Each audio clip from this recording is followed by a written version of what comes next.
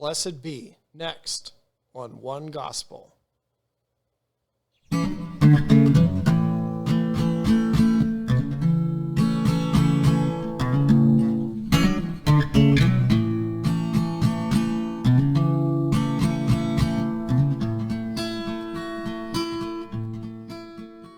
the mountainside, he appoints the 12 apostles, heals, and gives a sermon. This is a combination of the Gospels of Matthew, Mark, and Luke. A question to consider while we listen to this portion is, what is the key to have a blessed or happy life? What's Jesus talking about? Seeing the multitudes, he went up to a mountain, and when he was seated, his disciples came to him.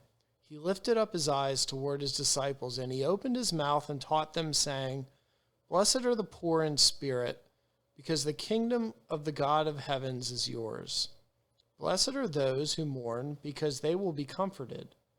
Blessed are those who weep now, because you shall laugh. Blessed are the meek, because they will inherit the earth. Blessed are those who hunger now and thirst for righteousness, because you will be filled. Blessed are the merciful, because they will obtain mercy.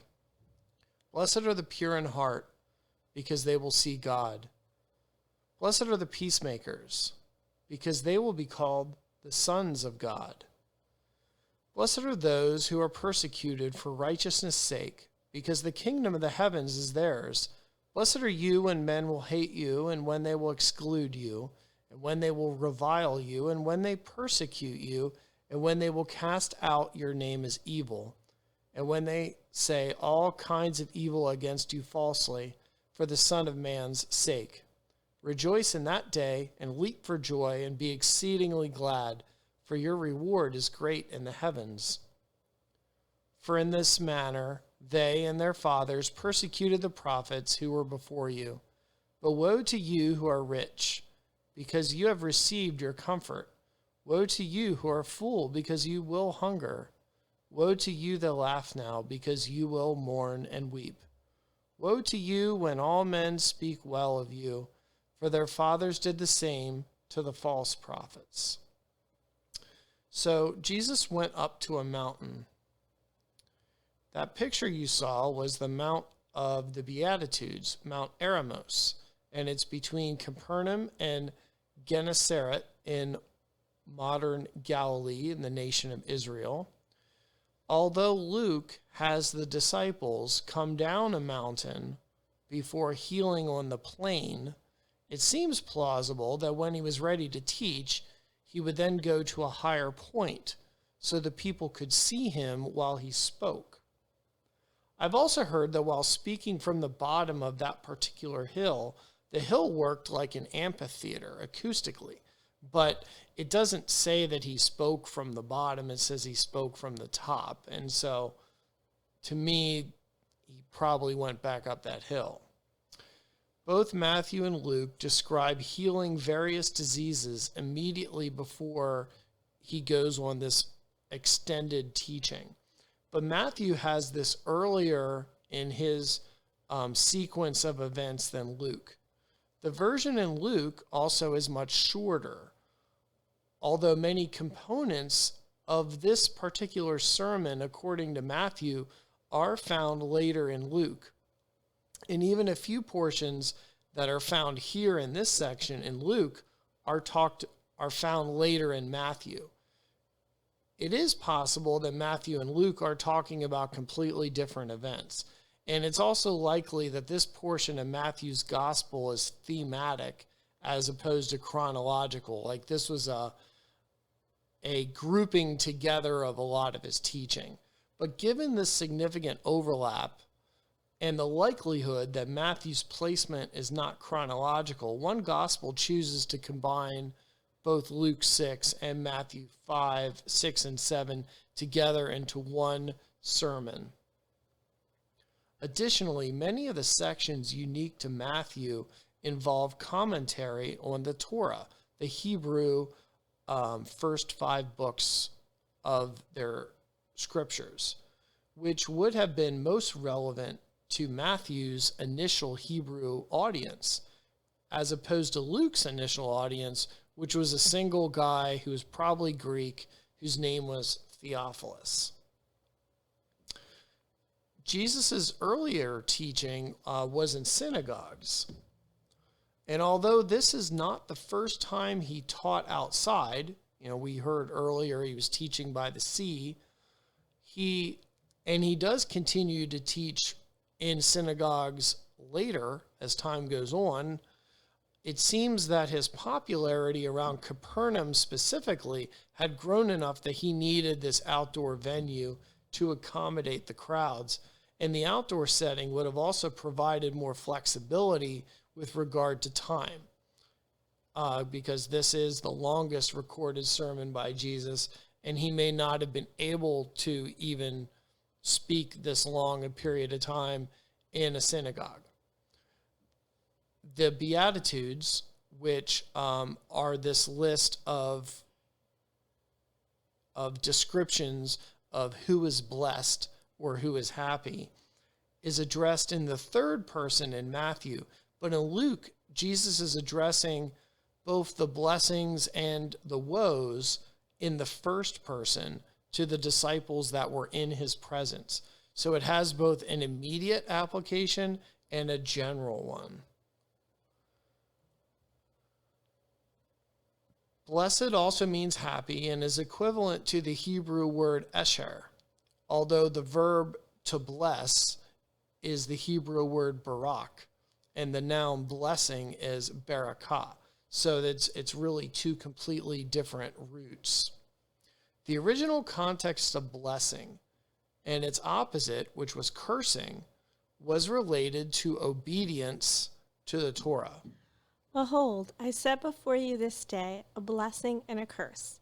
A blessing if ye obey the commandments of the Lord your God, which I command you this day, and a curse if ye will not obey the commandments of the Lord your God, but turn aside out of the way, which I command you this day, to go after other gods, which ye have not known. The specific blessings and curses are described in multiple places throughout the Torah, but in general, they include peace, political independence, and material prosperity. Curses include environmental disaster, political subservience, and poverty. So descriptions of who is happy or blessed are commonly called Beatitudes, as we said. And although it's not exclusive in the Hebrew scriptures to the Psalms, there's actually a lot of them that were found in Psalms, and we're going to give you a few of them now. Blessed is the man that walketh not in the counsel of the ungodly, nor standeth in the way of the sinners, nor sitteth in the seat of the scornful. Blessed is he whose transgression is forgiven, whose sin is covered. Blessed is the nation whose God is the Lord, and the people whom he hath chosen for his own inheritance. Blessed is the man whose strength is in thee, in whose heart are the ways of them. Blessed are they that keep judgment, and he that doeth righteousness at all times. Blessed are the undefiled in the way, who walk in the law of the Lord. Blessed are they that keep his testimonies, and that seek him with the whole heart. Blessed is every one that feareth the Lord, that walketh in his ways. Blessed are those who fear God in their innocence. The Lord will save them from treacherous and sinful people, and save us from every unlawful snare. The Lord is a God of judgment. Blessed are all they that wait for him. Jesus says other Beatitudes elsewhere. Blessed is he who shall not be made to stumble by me. Blessed are your eyes, because they see, and your ears, because they hear. For truly I say to you, that many prophets and righteous men desired to see what you see, and they did not see, and to hear what you hear, and they did not hear. Blessed are they who hear the word of God and keep it. Blessed are those servants whom the Lord, when he comes, shall find watching. Blessed is the servant whom his Lord will find doing so when he comes. Blessed are they who have not seen and have believed. John uses Beatitudes in the book of Revelation. Blessed is he that readeth, and they that hear the words of this prophecy, and keep those things which are written therein, for the time is at hand. Blessed are the dead which die in the Lord from henceforth. Yea, saith the Spirit, that they may rest from their labors, and their works do follow them. The flip side to all of these promises of blessing is the promises of woe. The Hebrew word for woe is oi. The first use of this in Torah was a condemnation of the nation of Moab. And examples to individuals, so woe to fill in the blank, include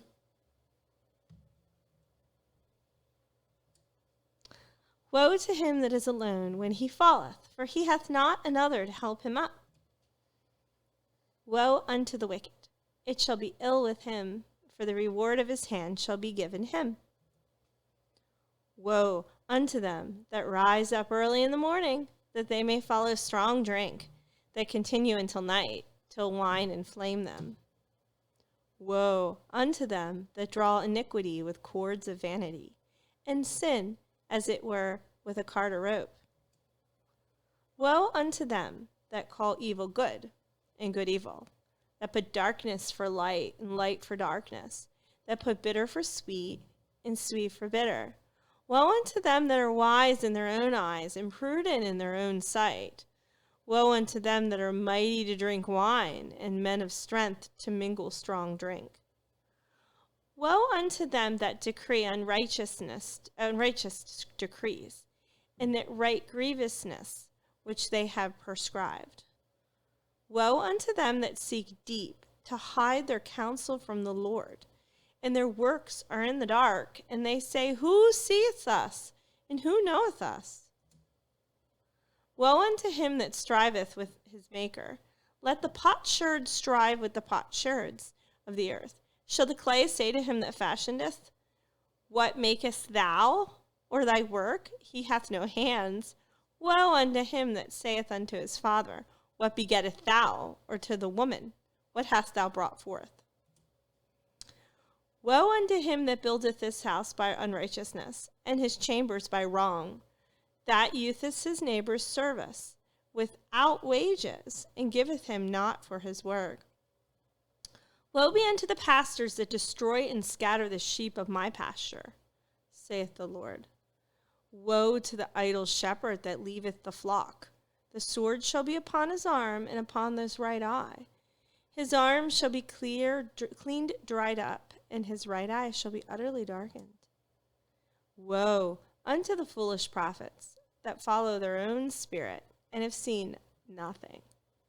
Woe be to the shepherds of Israel that do feed themselves. Should not the shepherds feed the flocks? Woe to him that buildeth a town with blood, and establish a city with iniquity. Woe unto him that saith to the wood, Awake! To the dumb stone, Arise, it shall teach. Behold, it is laid over with gold and silver, and there is no breath at all in the midst of it. woes were also found in Greek Jewish literature. Woe be to the fearful hearts and faint hands, and the sinner that goeth two ways. Woe unto him that is faint-hearted, for he believeth not, therefore shall he not be defended. Woe unto you that has lost patience, and what will ye do when the Lord shall visit you? Woe be unto you, ungodly men, which have forsaken the law of the Most High God. For if ye increase, it shall be to your destruction. Jesus uses woe often directed toward unbelieving cities and hypocritical Torah teachers and Pharisees. He also uses it in a general sense. He said to the disciples, It is impossible for stumbling blocks not to come, but woe to him through whom they come. It is more profitable for him if a millstone were put around his neck and he was cast into the sea, than for him to cause one of these little ones to stumble. Jesus' audience were familiar with blessings and curses. Blessings came from obedience and virtue. Curses came from disobedience and vice. We gave you a lot of examples that showed that. But this sermon was different than what they had heard before. And it was even different than blessings and cursings that Jesus and other Christian prophets were to describe. It is blessed to be virtuous, but it's also a blessing to lack and suffer for him. And for those who think they're doing well now, oi.